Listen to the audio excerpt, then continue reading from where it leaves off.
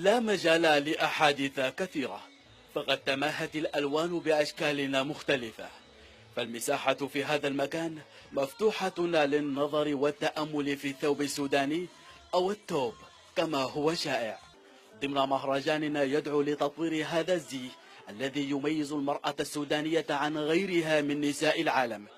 تصاميم وزخارف تساعد على ترويج الثوب وتمسك السودانيات به رغم موجة المد الثقافي في عالم الأزياء، فهذا الزي يمثل إرثا يحاول منظم المعرض قدر الإمكان المحافظة عليه. الثوب السوداني لطالما مثل عنوانا يعكس ثقافة محددة تتواكب مع واقع الحياة من خلال أسماء تخرج مع صيحات كل عام، وقد يحمل الثوب اسم رئيس أو سياسي أو فنان رسخ في الذاكرة وشغل الناس زمانا. الرمزية واحدة من مكونات التصاميم التي تصاحب الثوب الذي يرتبط بشكل كبير بالمتزوجات من النساء ويظهر أكثر في المناسبات الاجتماعية، وقد كتب كثير من الشعراء في الثوب السوداني وتغنى له فنانون، بينما يعكف تشكيليون على عكس التركيبة الثقافية للمجتمع السوداني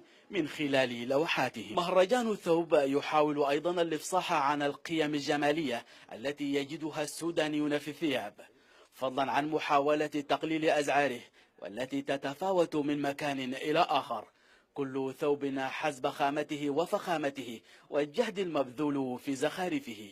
إرثنا ثقافي ياب الاندثار وسط محاولات مستمرة لتطويره. الثوب السوداني يقف في محطة الإبداع والانتشار أملا في الوصول نحو العالمية.